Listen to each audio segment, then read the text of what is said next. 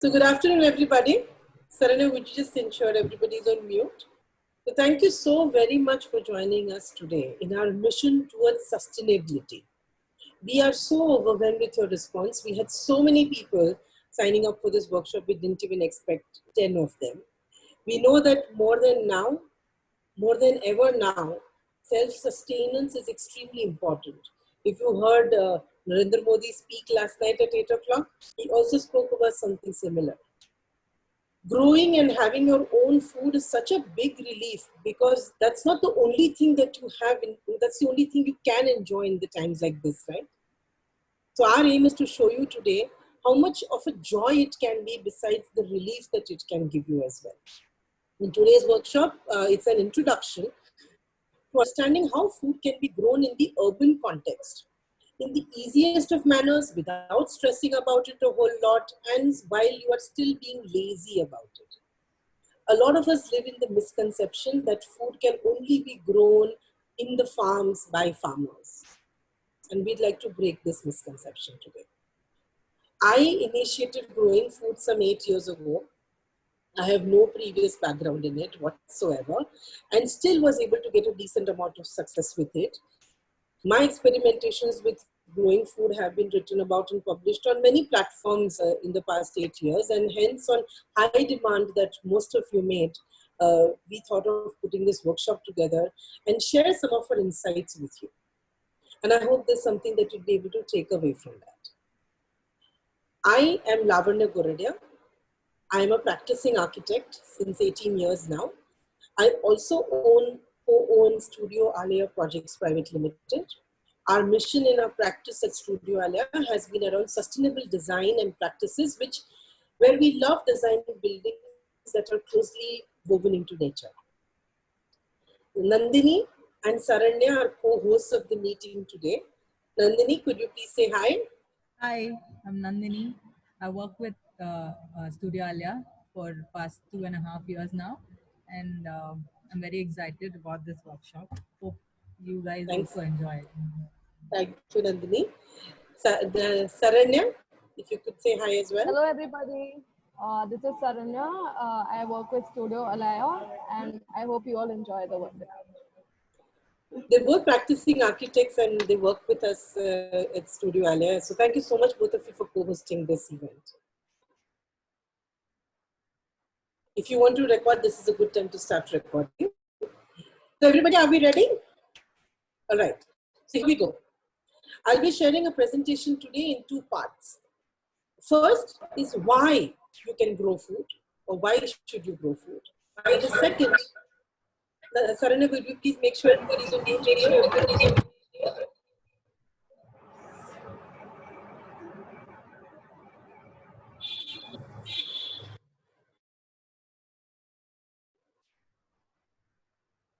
Sorry for that.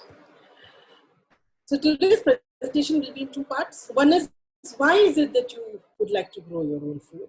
I mean, I'd like to show you a little different perspective there. And the second is how you can go about doing it. And this is a very preliminary experience and an understanding, and you might all have very specific questions, I'm certain of that. Be happy to continuously keep updating the chat box with throwing there as many questions as you have, and we'll try to take up maximum of them after the presentation. So Saranya will be keeping a note of all the questions and we will answer as much as we can. All right. I also know as much as possibly anybody else, and my experience is very limited. So in whatever limited knowledge that I can help, I will. Our focus today is more on terrace gardening, because as architects we realize that there are all these concrete roofs that an entire city is covered with. And it is very important as architects and designers to also look at these concrete roofs from a different perspective. Although you have the luxury of land, if you have the luxury of land, you should make the most of it and grow food instead of lawns. That is what we believe in.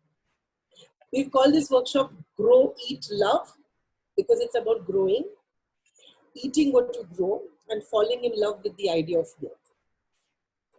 It's been my hashtag for several years since I have been growing food and posting pictures about it on the social media.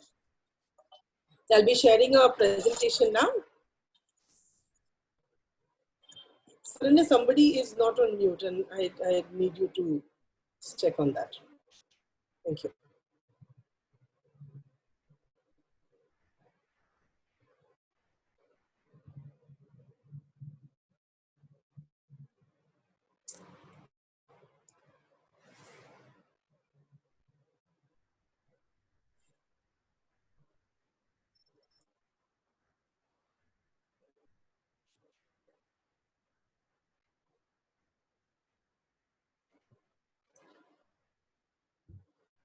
So why grow food? Why terrace gardening? Right? Uh, this is of course a flower. I mean, these are all pictures from my experience with growing food, and you will keep seeing these images. All the images, nothing is taken from the internet unless it is looks like one. So number one is, of course, it keeps the roof cool. So great, use up your terrace so that it keeps the roof cool, especially in summers.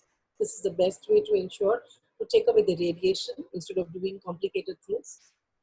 You have a chance to be creative. There can be a whole different way that you can create the space, and this is where you can express yourself as a designer, even as a non-designer. You have a platform too. A lot of us find healing with nature, and all pains and worries and anxieties and childhood issues all can be found as a response within nature. And it is such a great relief from this urban concrete jungle that you otherwise see, right? It's so much nicer to see this green roof. And you can grow your own food. I mean, what better than that? So if you don't have a backyard, you use the roof to be able to grow the food. So these are my reasons for why I thought, why not? And how I went about it. So this is my share about my story. I landed up on this rented house. I don't believe in buying anything, so I rent places to live. And the house that I moved to had a terrace, about 600 square foot of a terrace, and it was supremely hot. I had not slept in a month because the roof radiated its heat below. So I thought maybe let's start growing something there. So what do I grow it in? I didn't have a whole lot of money to spend at that time on pots, and because pots were also terracotta pots and other containers are pretty expensive. So I realized that there was all this conversation about the square foot garden. So it was a very complicated thing. Instead, I just got these little baskets and I lined them with some leftover tarpaulin and plastic that was lying around.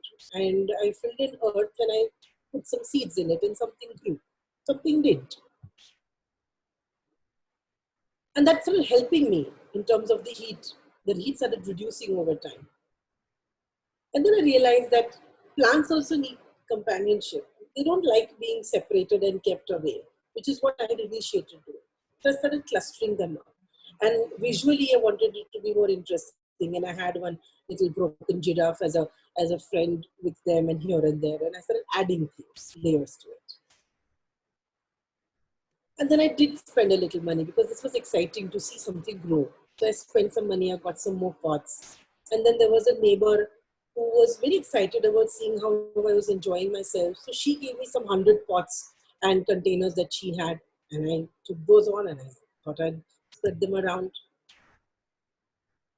And then I realized that it was too hot for the plants as well. Even they were finding it too hot. So then they needed, and there was a shade net that everybody spoke about. So I spent some money, got a shade net. I threw it over the entire roof, thinking that that will reduce the heat and it will help. Then soon realized that that doesn't work because in the morning it fell off. And I realized it doesn't really matter because in nature there are no green shade nets and there are no organic pesticides, because I was sort of worrying about, oh my God, there's a pest and this leaf is eaten and this pest has eaten up this plant and this flower. And I started getting supremely anxious, like a lot of you must have already experienced. But then I reflected back on how nature operates. And I realized that jungle is the way, the jungle concept works the best in the natural environment where everything cohabitates. So I realized that I didn't want a shade net. I just wanted everything to grow everywhere. So I allowed for creepers to come in and cover up the roof. And then slowly, it became, I wanted it to become a jungle of a way, in a manner of speaking, where I foraged from this jungle and picked things and food out of it as days went by. And multiple things were, staying there. And I was not attempting organization anymore. Being an architect, the first thing that came to my mind is organize everything and make sure everything is in a systematic way. But I realized that from history, from all these British and Mughal gardens that we know of, the more order we attempted to create, the less sustainable the process became. And therefore, I just decided I will now let nature take over and let it do what the hell it wanted to do. You can see Ruby and Coco have also been contributors in terms of our pollinators in the rooftop. And then we just let the nature be. And this is how it ended up looking. It became a place for visitors. People wanted to come and look at it. There were birds, there were butterflies, there were bees, there were insects, and it was beautiful how the whole thing became like a little haven of a sort for me. And the benefit of this was huge for me, because after the first year of just putting everything in, I just had to sit back and relax and let nature take over. I had to stop doing anything. And that is when I realized I was actually the lazy gardener. The benefit that you can get out of a terrace gardening and not in land, that is actually a big difference.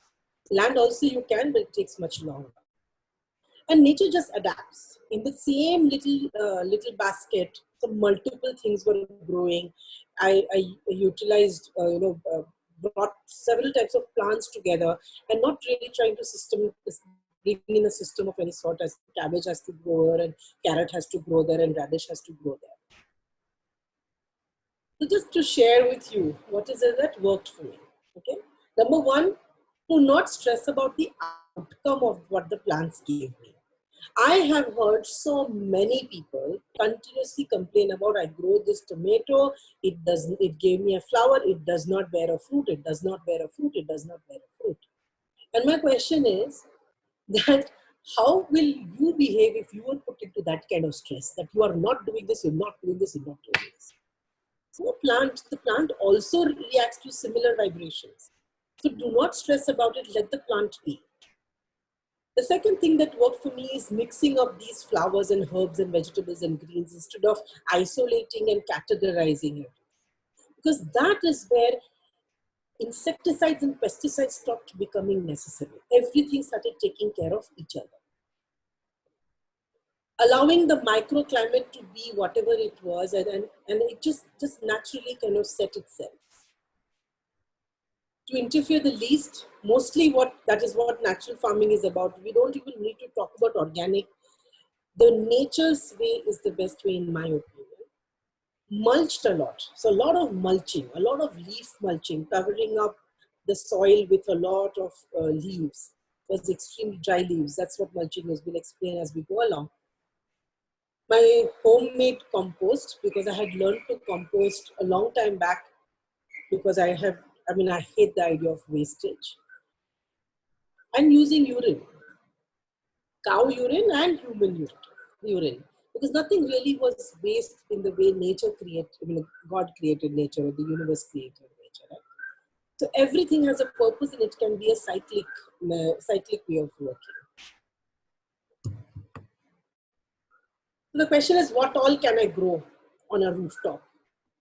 So I like to tell you, I have grown I have lost count after a point, more than 55 varieties of vegetables, about 30 or more types of herbs, far more, over 10, 15 different types of fruits. You can grow a lot. But you can grow in what all? You can grow your food in everything that you find. And do not limit yourself. So from carton boxes of food that people left off, or fruit boxes, or kitchen baskets, to tires, to paint boxes, to suitcases that people had thrown away, to bathtubs, bottles, even the gunny bags. The variety is immense, and you can grow all kind of vegetables you can even imagine. everything from the greens to vegetables. There's beans, and there is passion fruits and strawberries and uh, sweet potatoes, greens like this amaranthus greens and ghias, and all kind of gourds. Every kind of gourd that you have wanted, you can grow. Lettuces, fancy vegetable. I didn't even know it was so easy to grow lettuce. It was extremely easy to grow it, and not just grow it becomes a weed. It kind of replicates on its own crazily, and we think of it as such a high note of giving it such a lot of importance. Cabbage. If you have ever eaten a homegrown cabbage, you will hate the market bought cabbage, because the way the regular farming occurs and the taste of that cabbage and the taste of this cabbage is so different because it is missing all the chemicals.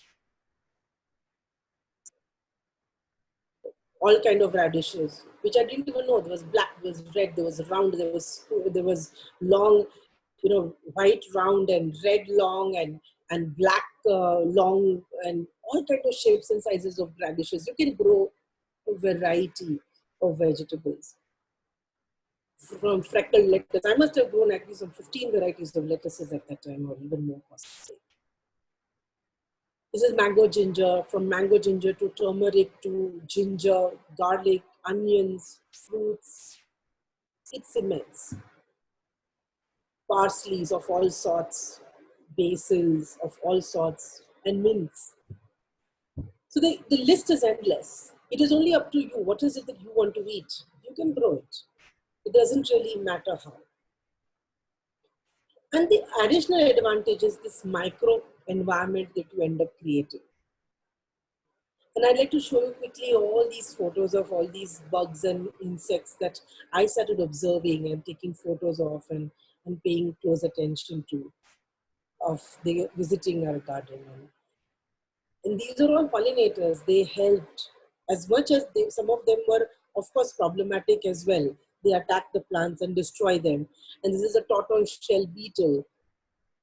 And that's a praying mantid. And this is a bean beetle. Look at the colors on him. He's supposed to be Mexican. Grasshoppers, another variety of a Mexican bean beetle. And they were crazy. And I was only amazed by the color and the form and the texture on them. Lion blue butterfly. Caterpillars of various sorts. This is the oleander moth, and that's a moth that was born in the garden. So many varieties of bees. You see so many varieties of bees. More beetles. This is another tortoiseshell beetle. And ladybugs. And they're supposed to be friends of a gardener. So these were all the joys that I found. And the other joys were this whole exercise of cleaning up, right? All these leaves that fall off, and that became the mulch, that became the lining on top of the soil. Just as we need clothes, the soil also needs clothing. It needs covering up for several reasons. I'll explain as I go. More, collect all the flowers from the area, create and make your own seeds. And so many varieties of seeds that you can make of your own. You don't really need to rely on external source after a point. And we made seeds almost every other month of our own. And we even gave them away to people, made some cute little packets and gave them away. And people were so excited. Can they grow this? And yes, you can grow them. I like to take a pause here before I go into, if you're excited about, what is it that you'd like to do next? If you are excited about it, just if you can unmute yourself and tell us if you'd like to know more and how. Sarana, can we unmute everyone?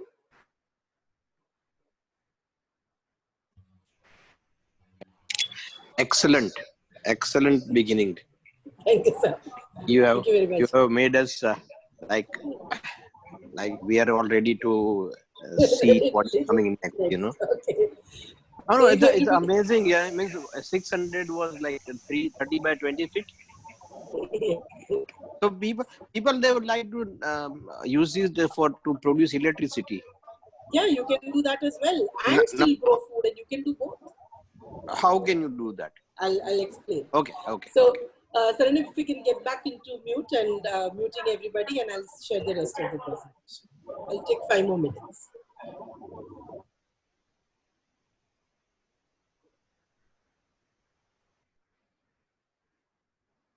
So if this has made you interested or are excited about growing your own food, then this is how we can go about it. If you want to know where you can start, because a lot of you who have never done it before want to know where to start. Number one, what container will you get, right? So keep it simple, right? Do not overthink it. Think creatively. Anything that can hold earth in it can be a container. Even if it's a gunny bag, you can grow out of a gunny bag. You can grow out of a basket. You can grow out of a pot. You can grow out of a fancy container that some fancy garden shop created. Anything you can grow it out of. It's something that you have, a jar, a bottle in the house. Just cut it open, make a little hole, and you can start growing food out of that. So you don't really have to make it so complicated. And ideally, if you have one, start with a terracotta based or a mud based container or a pot as we call it, because that breathes.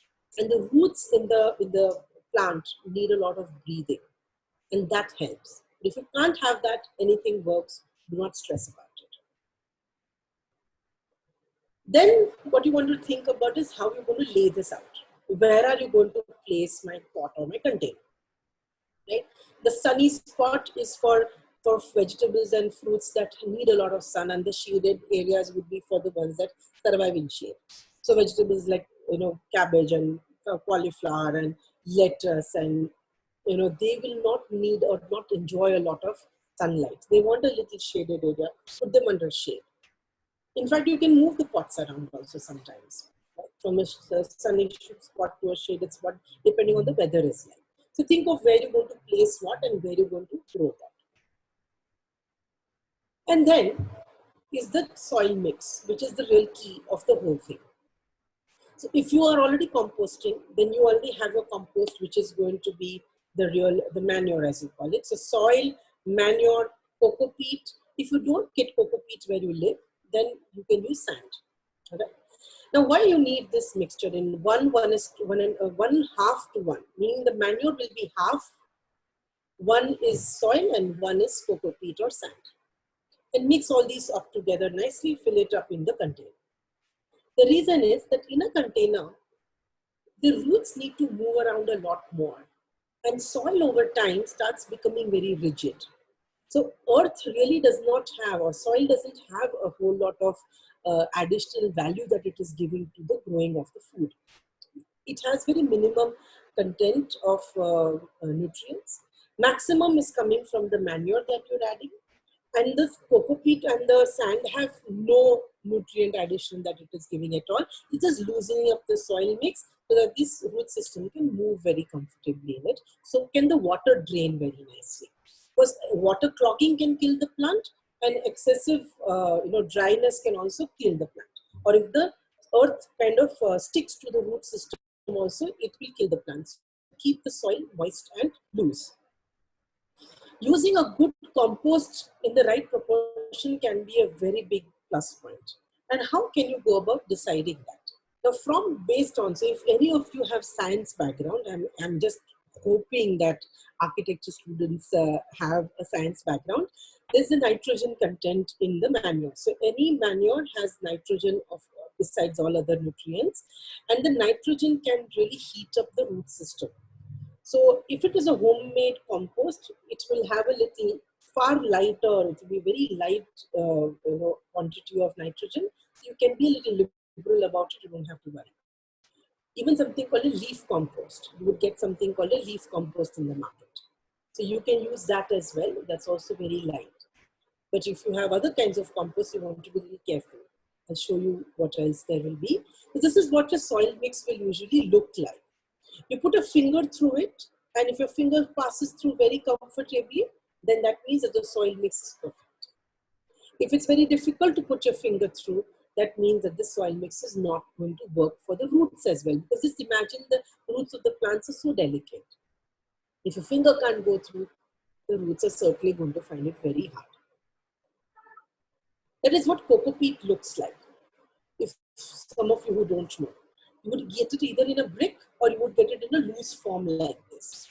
This brick can be soaked in water and then it becomes loose. It's basically a coconut husk that has been soaked in water for a very long time, broken down and utilized and made into this very soft, broken down matter.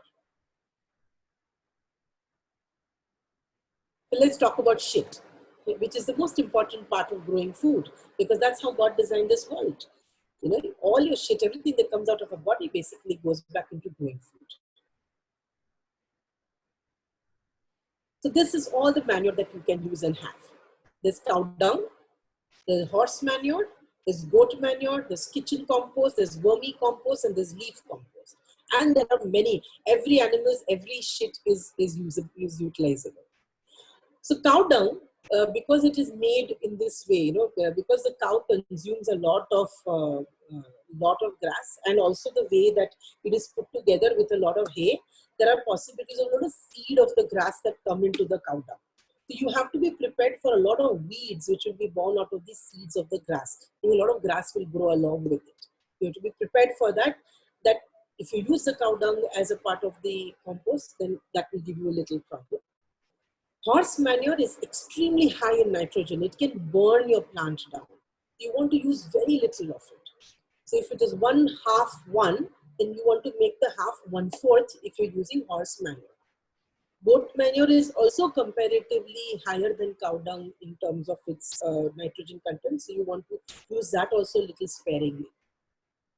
The most innocent of the composts are the kitchen compost, the vermicompost, and the leaf compost.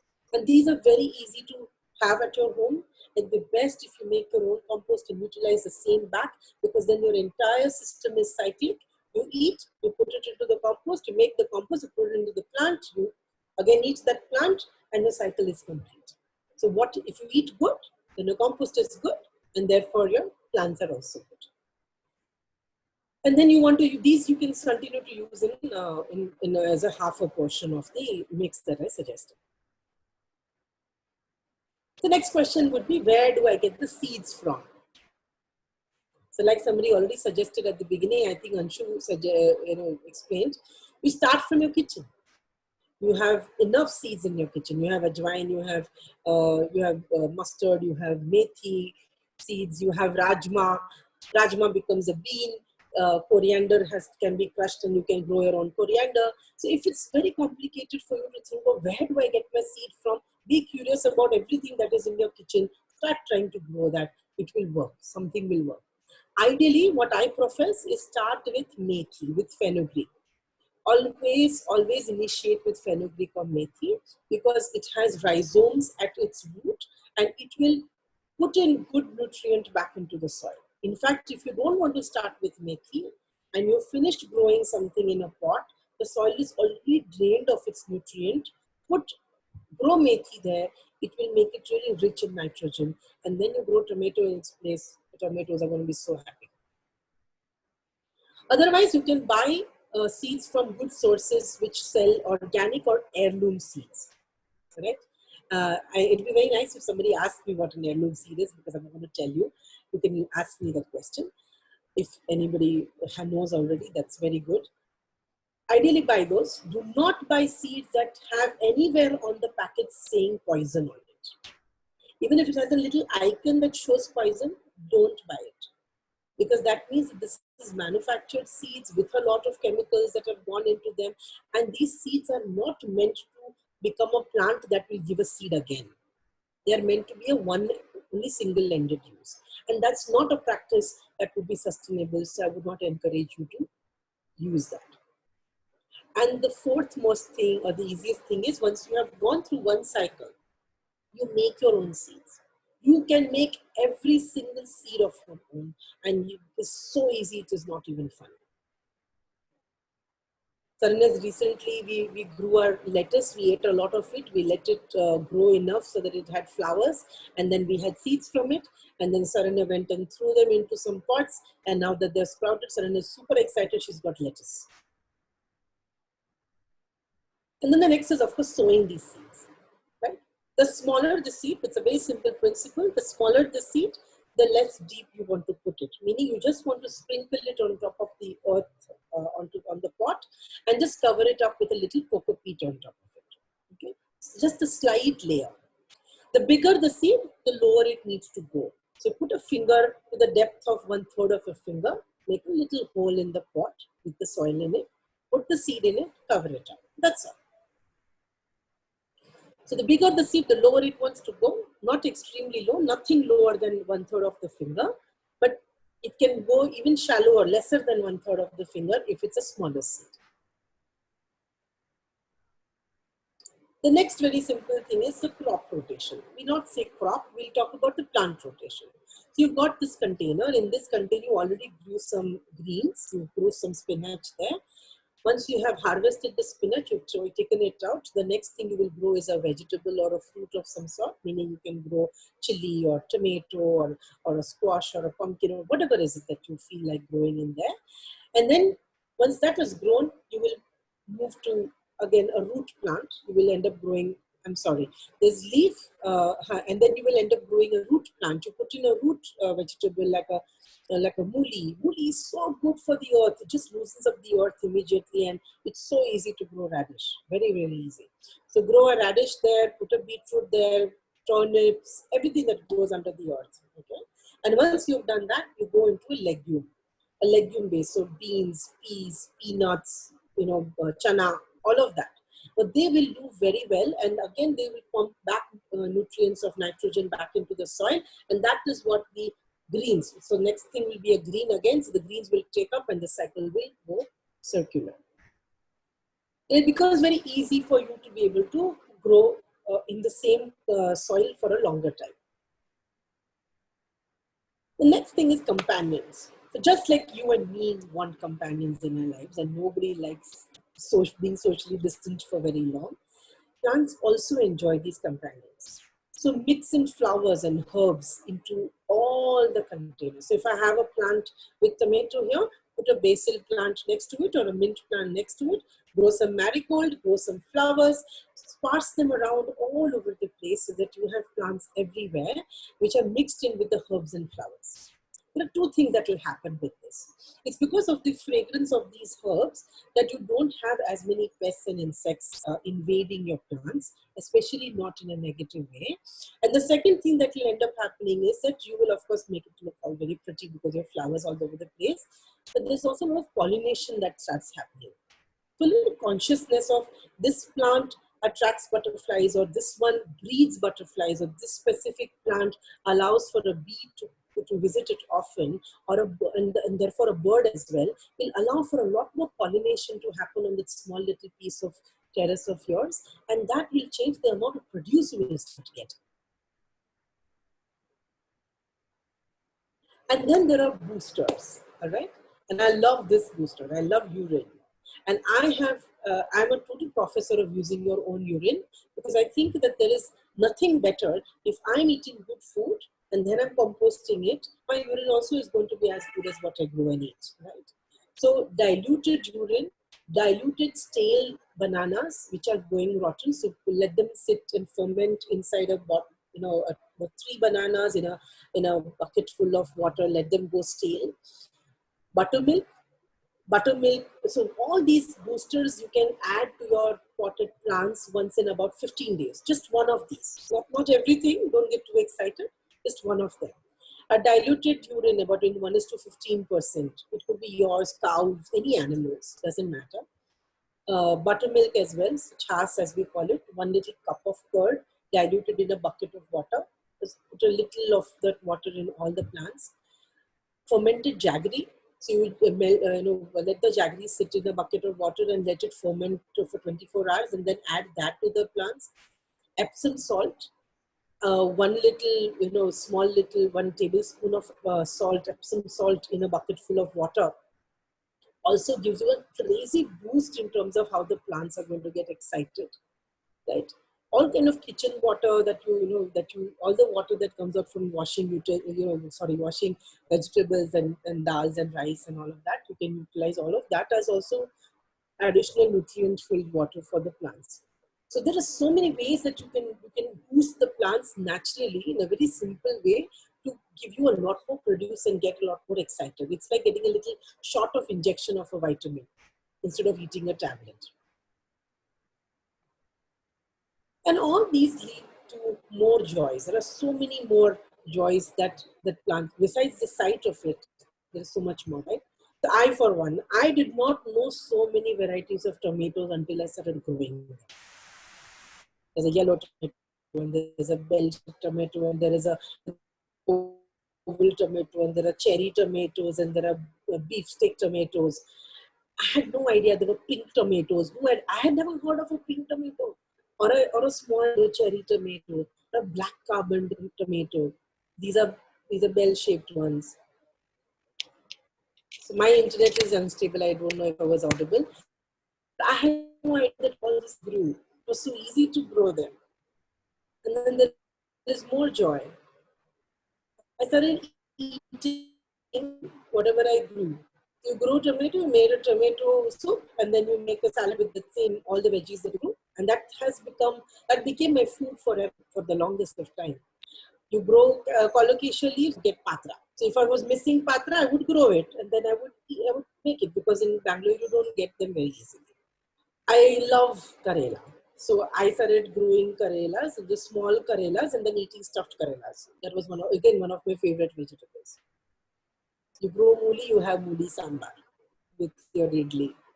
And if you grow flowers, you can wear them too, and so can your dogs. So some of the takeaways today. Number one, you can grow your own food. You don't have to think about it a whole lot. Okay? Container gardening can help you get a lot more produce than you can get on a free piece of land, because there is a lot less intervening pests and insects in comparison. And the limited growth of the root system gives you a lot more fruit. You can use all these nutrient boosters to get you more produce, right? And all this mulching that we will do with the soil would hide the pot or the container completely with dry leaves in such a way that not only when you pour water on it, the root system of the plant doesn't get hurt, so that way it protects it. It keeps the moisture of the soil going very beautifully. So because of that, you have a lot more earthworms. When you have a lot of earthworms, there is going to be very beautiful quality of soil, which will allow for the plants to have more boost in terms of, you add a little booster and the plants and the root system gets really excited. And it becomes, over time, they kind of, become compost in themselves. So there is additional nutrient that comes from those leaves. So there is nothing better that you can do to a plant than mulch the soil. And let nature be. And just be patient is my takeaway from this. Being patient, allowing the plant to be. If a plant starts dying, let it die. It was not meant to survive this system. It's okay. There'll be some other plant that will do well, and that will give me food. There is something that will do fantastically well in one spot and might not in another spot. Just learn from it and just try and make more trials and errors. 1 year of hard work will give you at least 2 or more years of endless amount of bountiful. And what we had shared in a previous workshop, if any of you attended, remember RALIS, all right? Number one, rethink everything you're doing, right?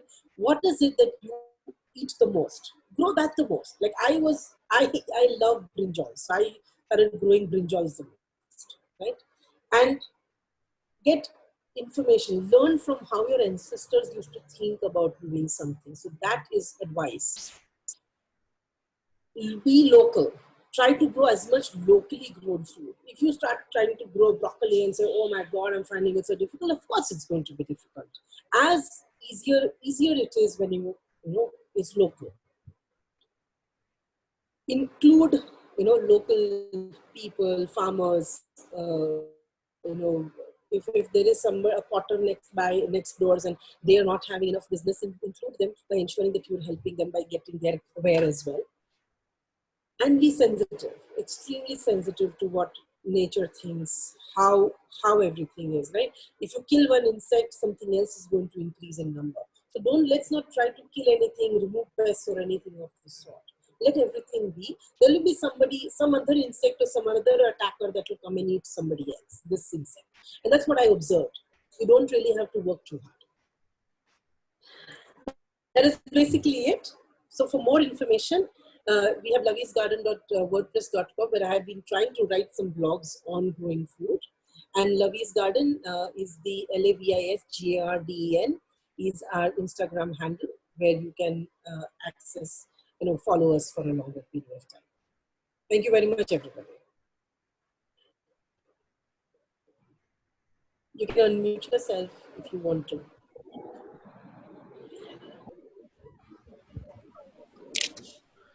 Thank you, everyone. I suppose there was some internet connection, people going off and on.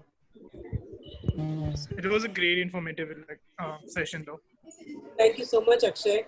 I can recognize your voice from anywhere. Saranya, would you like to take on questions, please?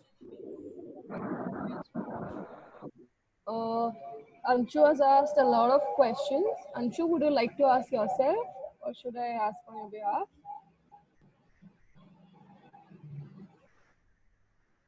You want to just unmute yourself?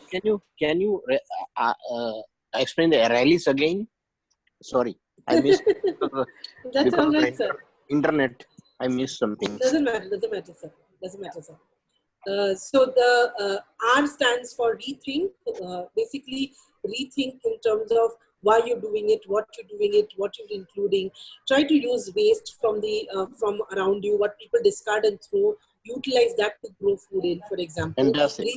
Rethink from the perspective of what grows. What is it that what else can I do with this space? Second is advice. Take advice in the sense of there's enough that has been done traditionally. And it is very nice. I'm talking traditionally when there were no chemicals and pesticides utilized in farming. And it's all right to be able to use that information into doing what we're doing right now as well. Third, L standing for local. Local growth. Like to eat local, what is locally grown, what is locally easily possible to grow, eat, both of that. It will be good for you as well as for the environment, and you will have less pests and less insects because of that. Try to include local craftsmen and people who are trying to make an attempt to bring change. So there are a lot of hardworking, a lot of these associations and companies that are trying to teach composting, are trying to make containers which become easy for people to be able to grow food in and so forth. It's great to be able to include them because this is their mission as well, and it really supports them more. And then being extremely sensitive. Lot of people. Now you get a lot of people like that. Yes, a lot of people, especially, So that's mostly it. Anshu has a lot of questions to ask, so I'll ask the question. Is Anshu still online or has dropped off? Hi, Anshu. Hi. So, I wanted to know about urine. I thought urine. I thought it is acidic. Is it work with plants? Because so do you have to mix it with water or something to dilute it? You want to dilute it in about 1:15 proportion. So if you have a mug full of a cup full of urine, then in a bucket full of water, it's pretty innocent. And especially if you're a woman and your urine will contain a little traits of estrogen, so that's really good for the boost in the plants as well. I can see Soumya making a really dirty face. I'm so sorry, Soumya. And wanted to know how to start growing especially lettuce. for lime lime plants in pots with very small plants. I have got superb outcome. You don't really need anything. You just have to keep feeding it urine, and the plant gives you immense amount of food. In fact, that is exactly what is done in the real-time world as well. You feed the lime plants with high amount of urea to be able to get fruit even in non-fruiting seasons or non-season. Which type of plant we are talking about? Lime. Lime, okay. Limbu. Hmm. Yeah. And urea is basically manufactured urine. Hmm. Yeah, So, yeah. and the other question is like how to start growing lettuce. You'll have to start with the seed. I'm happy to send you Okay. seeds if you want any, because I have some nice fresh seeds, or I can Okay. even share with you the contact of where I have got seeds from. And once Okay. you get your first plant and your first plant, there's something called bolting. The plant starts bolting. So you take off only the leaf, you don't remove the whole plant. You take Okay. only the leaves, and then you leave one plant to go higher and vertical. It starts giving you flowers. And the flowers Oh. will eventually become seeds. So you collect those seeds, which are going to be innumerable seeds, and then you spread them and you have your own seeds.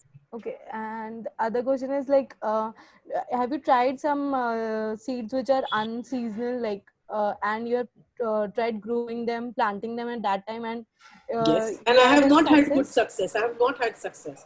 So it's Okay. always good to go with the seasons and with the climate. The Okay. minute you will start going in the opposite direction, you are bound to find it difficult. So Okay. ideally, you want to go with the weather and the climate. Okay. So You if were I want to grow Doctor, just a sorry, minute. If I want to sorry, grow sorry. cabbage, for example, then what I will do is I know that I will get cabbage naturally in the winter, Hmm. right? So I will sow the seed in somewhere around September end, October, or Oh, October, okay. November. Okay. Okay. So October, November, and then by January, so it takes about 3 months to be able to get a whole cabbage. So by January, February, I will get the fruit. Okay. And the good thing will be that because it's winter, there will not be so many pests and insects, attacking it as Okay. well. Again, You cabbage loves urine. Hmm. Okay. you said the special name of that seeds. You said that somebody should ask. Heirloom.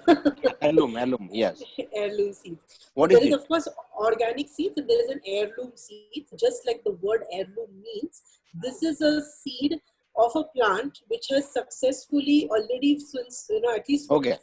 five cycles before, without any pesticides or any additional boost, has survived and done very well and given you very good produce. So a Who seed makes out it? of that kind of a fruit, Whom? they're very closely circulated. It's not very easy to find them, Okay. Okay.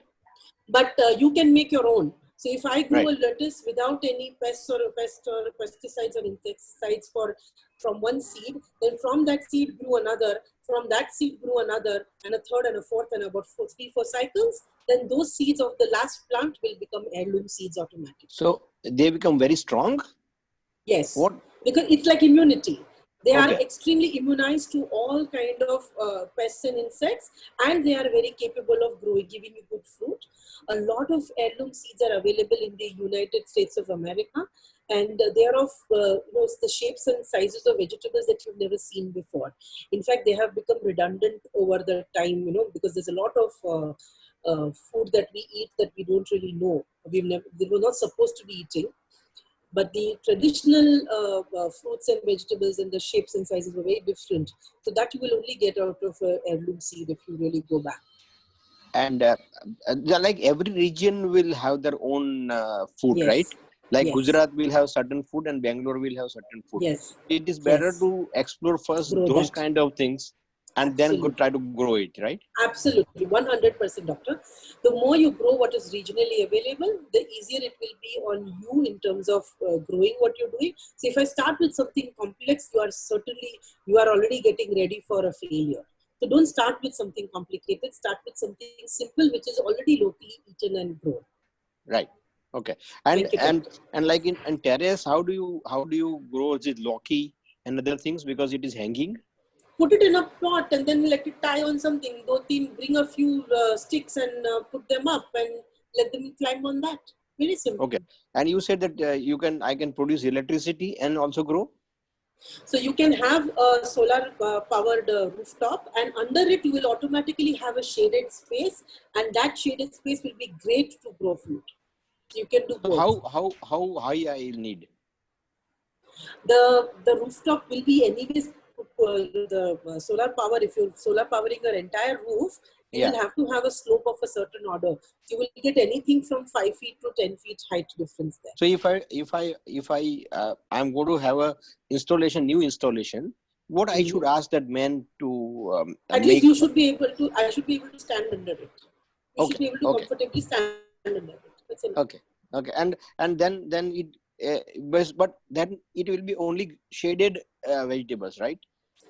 No, you get a lot more. So it's a filtered sunlight, so you will still get a Okay. whole lot, and that will Okay. in fact give you a very good outcome. Okay. Yeah. Right. Lavanya, could I come in, please? Leela, hi Leela. Hi. I'm not tech savvy, so I was trying to figure out how to do things today. Doesn't matter. Doesn't matter. That was a lovely talk. Thank you. Thank you so much, Leela. I'm so glad.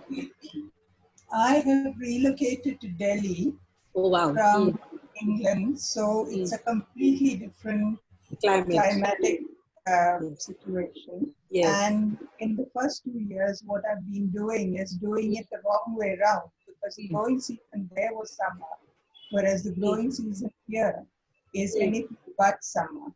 So the problems I face is due to that partly. The other thing is that I have grown fruit trees and things in containers, and I'm trying the same thing here because I don't have ground space. So it's all on the balcony. So I've bought fruit trees. What precautions or what methods should I use, particularly in summer, because it scorches? It's scorching hot. Yes. Yeah. And the second thing is that this year I'm going to put the shading. The other thing is that people around me are growing things like strawberries and all.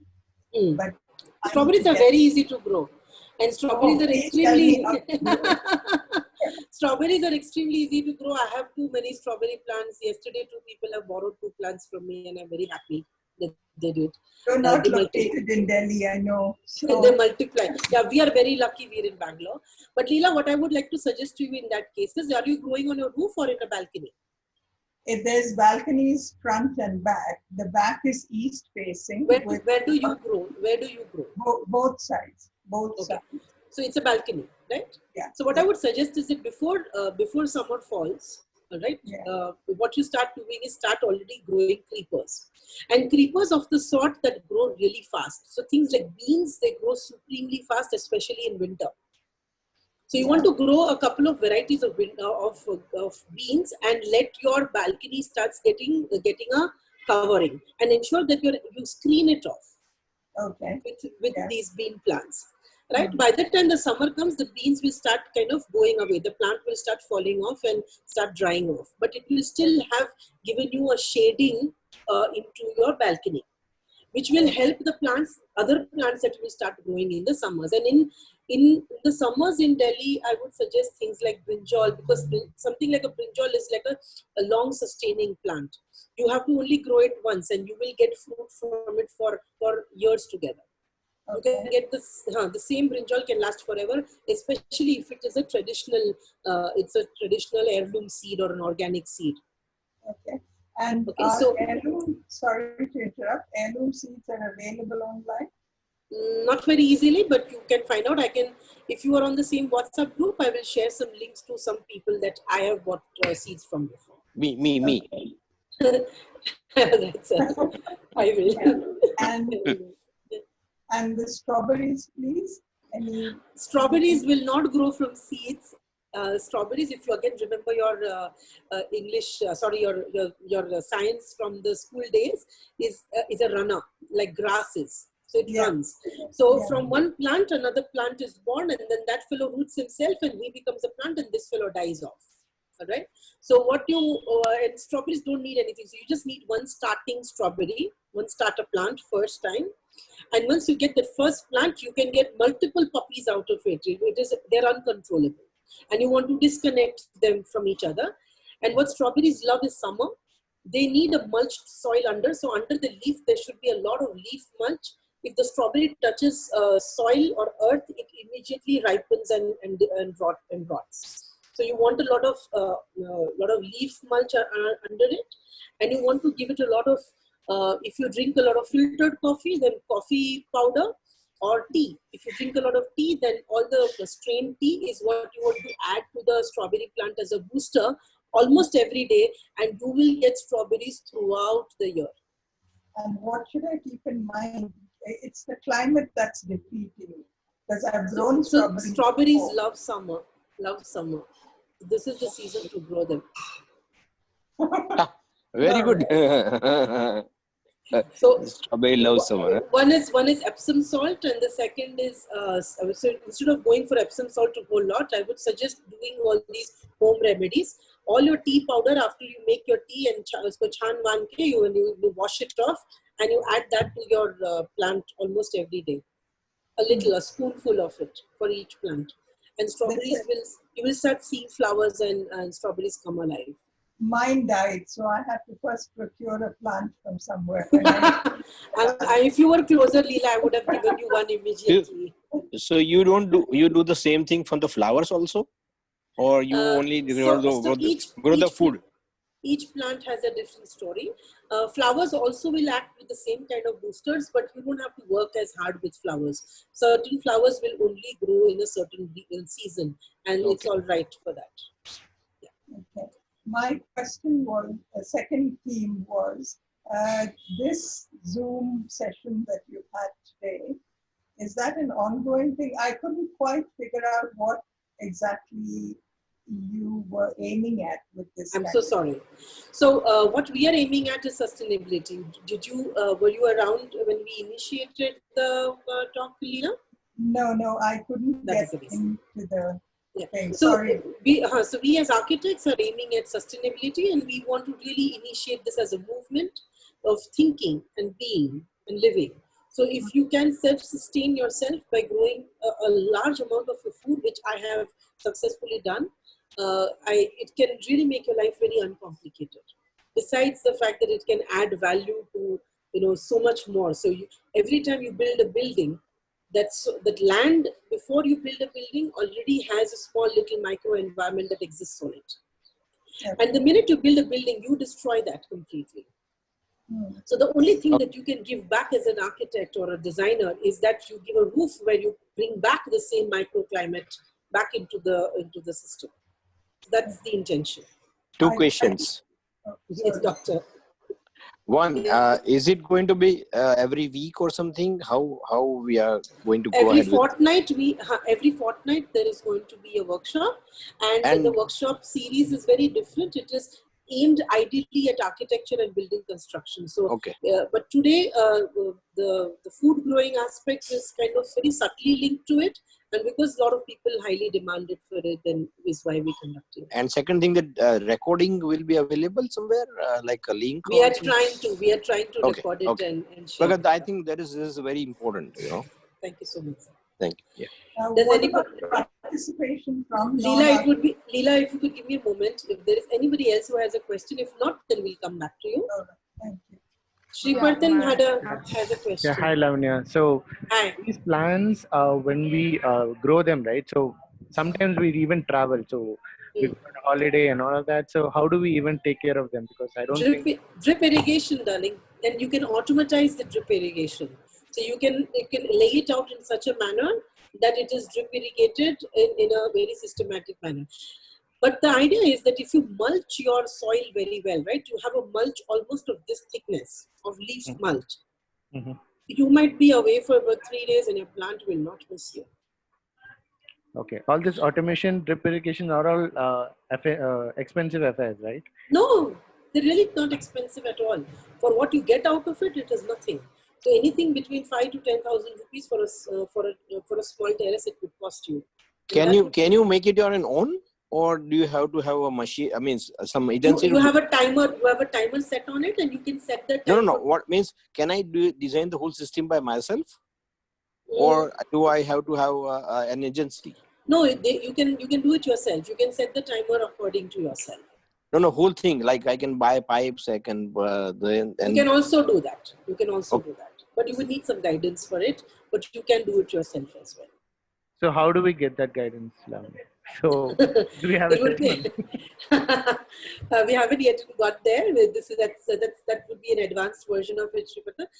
But what we can do is I can share the contact of people I know who have done that very successfully before. Yeah, because Lavanya, when you are talking about 5,000-10,000 rupees, it is never like that. It multiplies when it comes some anybody else comes and it multiplies, you know, couple of times. Okay. Okay. There's Lavanya? Sarana. Yes. Who's this? Yeah, I Hi, Soumya. Soumya. Yeah, I just wanted to find out. I might be sounding very childish, but this is Doesn't so matter. new to me. So I just wanted to find out: is repotting necessary? Because I've heard a lot about it. No, it's not childish at all. And there's nothing wrong in doing repotting. Okay. But it is not really necessary. Okay, from my It's not. experience. I had heard a lot about it that you have Yes. to. But what you can do is once a year. In the first year, is going to be a more comparatively more difficult cycle because the microclimate hasn't set in as yet. So the first year, what you want to do is take out all the earth, take out all the soil and let it sun for a day. Mix again more manure into all of it and cocoa peat and lighten it out, and then refill them and reinitiate. You can do that, but in the same container, you don't have to move them. I would not profess that. Oh, perfect. Thank you. Most welcome. Deepak is asking a question. Can you share soil mix procedure and proportion? So Deepak, I shared it before that it is 1 part of soil, 1 part of cocoa peat, and half of compost. Okay, or manure or whatever you call it. Now, if it is horse manure or it is goat manure, then you want to take only 1/4 the quantity. But if it is vermicompost or homemade kitchen compost or leaf compost, then you can take half or a little more also. What is your opinion about this plastic container and the cement containers that now there are is available? nothing. So there is nothing wrong with anything as long as you're growing food, in my opinion. The only negative part about a plastic or a concrete container could be that it heats up the root systems a whole lot. And when it heats up the root system a lot, then the plant also suffers a little. And therefore, terracotta or any material that allows the roots to breathe is actually going to give you a better outcome. But you have used amazing things, you know. Anything which is amazing. Yeah, I got a little obsessed about it.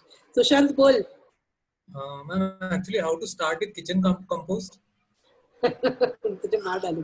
You know everything and you still ask the question. Okay.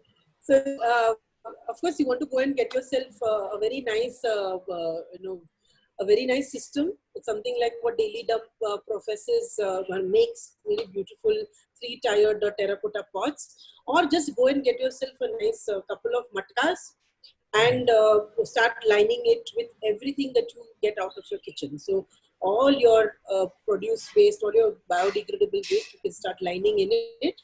If it's very wet in nature, then add a little dry leaf mulch to it, dry leaves to it.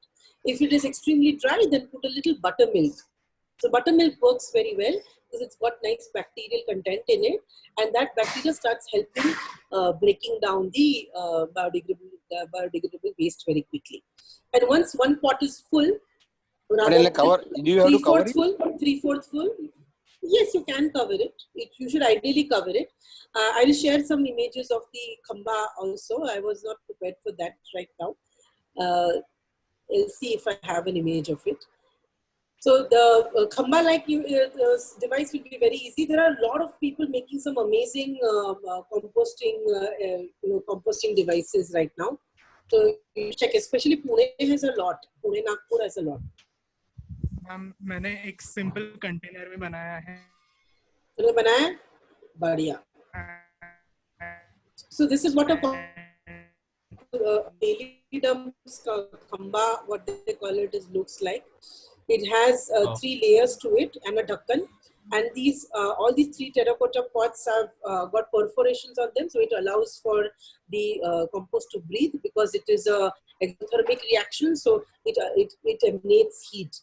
And you want to stop when you fill it up 3/4, and then it kind of settles down and becomes this nice black mulch. It starts composting very quickly. So a very large amount of waste becomes very little very soon. In fact, after 1 year, Darshil is here. So Darshil and I, after 1 year, we harvested only one bag full of compost from our house. Hi, ma'am. I want to Hi. show Yes, मैंने please ये show that check. container में किया था. It is just बढ़िया. normal dustbin, and Wow. this is my second year. हाँ. First is almost successful. So it is possible in this Fantastic. also, like very easy and smell I भी नहीं आती totally है.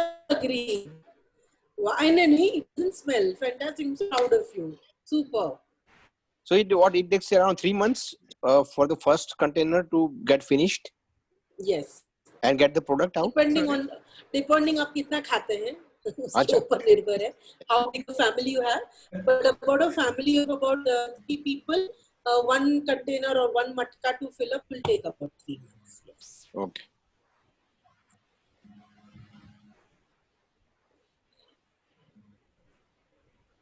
Anybody else has a question? Yeah, I Leela, have do a you want small to ask that question question if again? I Or can. yes, Saranya, please start looking at questions quickly. Yeah. I just wanted to ask, Yes, like, when Anshu. I transfer the saplings to a bigger pot, is there any tips? Because I really find it problematic. When you're just eating and you put the seeds in that and they start growing. And at Why what do you find it stage? problematic? Because they are very delicate, and when I'm like, how much distance I should maintain and those kind of things. And Okay. in what So, depth I should insert the plant in, and things like that. So, Anshu, what you want to do is that especially if you are eating something and you put a seed in it, it sprouts somewhere, you want it to grow a little. You want it to grow at least an inch and a half before you start transplanting it. Yeah. You don't want to start when it's really tiny because it is indeed too delicate. It's like a little infant human being also, right? A little baby. You cannot suddenly transport it to anywhere. So, you want to be a little gentle about it. Then you have to be patient and wait for it to come to a point. So it will at least take about anything between week to 2 weeks, depending on what kind of a seed of a vegetable it is. Okay. And then you decide to transplant. When you transplant, you basically pick it up with the soil from below. Oh, so the roots are in your hand. And if the roots have come to clumped up together because you put 3-4 seeds together, then you very gently dip it in water and then gently separate out each sapling. Oh, okay. And then when you put it in, you also want to ensure that you put it at least a finger deep. So all the roots should have enough depth to go into. So finger deep, you put it, make a hole finger deep, and then let the sapling sit in it. That's it. Okay. Thank you. Most welcome. Can we make coco peat? Yes, see, you can try to make coco peat, but it is a very intensive exercise, Akshay. But you can try. But good quality coco peat is available, right? Quality coco peat is available. There's nothing bad quality. It is coco peat. It doesn't have any nutrient value anyways. So all you want to do is add it. It doesn't matter what aisa hai. A lot of countries have perlite in it, which is also all right because a lot of thermocol and other stuff anyways adds a lot of waste to the environment. So that gets also added into the soil mix.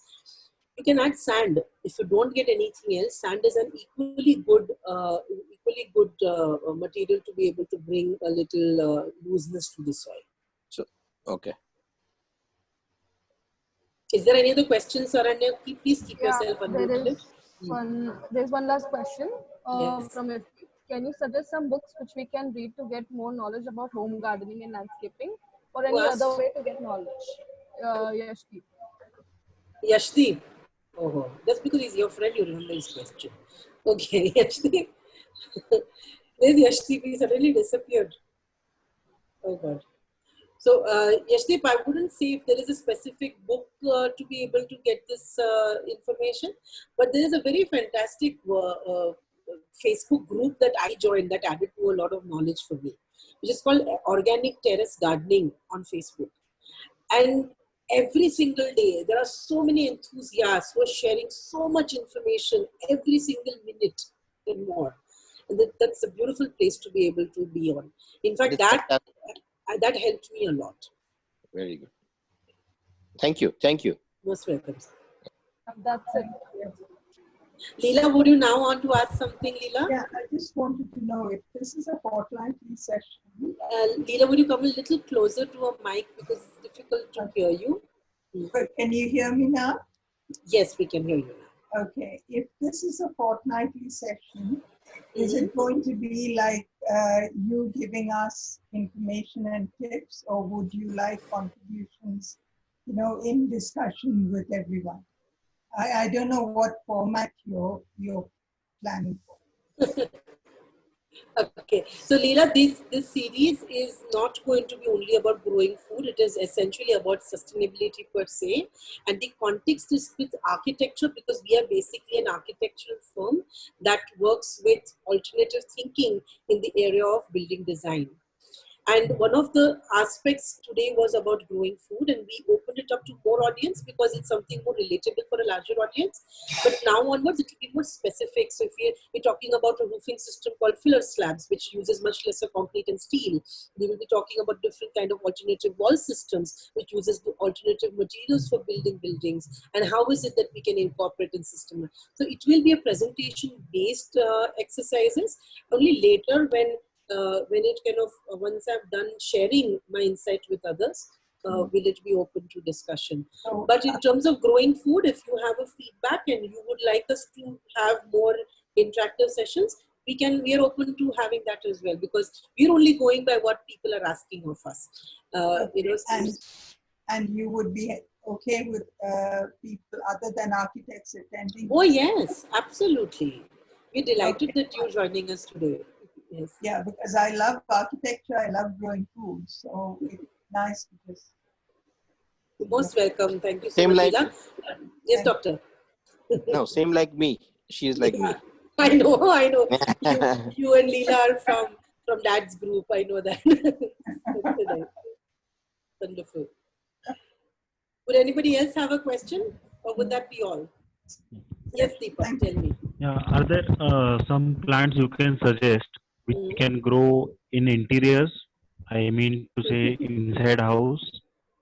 No. There are a lot of them. There are a lot of such plants that can grow inside, but my specific area of work is growing food. I'm obsessed with that. You can tell from the way I look as well. It is about growing food and ensuring that we are that much less taxing to the system that there is right now. So Yeah, there's a list of them. I can share that list with you in person. I am asking for the plants which give foods, which we can. Indoors, it doesn't happen, my dear. Okay.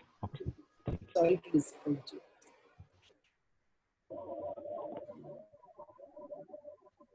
Yes, would that be on? Yes, Deepak. Lavanya, thank you very much. You're most It's welcome, wonderful. doctor. I loved your dad. I love your dad, and he sent me this, and I'm very happy. Thank you. I am so happy. Thank you so much. Yes, Vipa. Thank you, Lavanya. I don't have many questions because I still need to start. So maybe after that, but enthusiasm has, picked on me. So now I need to start and then maybe come up with questions as and when. Problem. No problem, Vipa. And I am available. There is already a group that Sarne has created to communicate with everybody, and I am happy to answer questions if anybody has any difficulty over time. Thank you. Thank you so much for joining, everyone. Thank you very much. Thank you, Lavanya. Thank you. Bye. Bye-bye. Thank you. Bye-bye.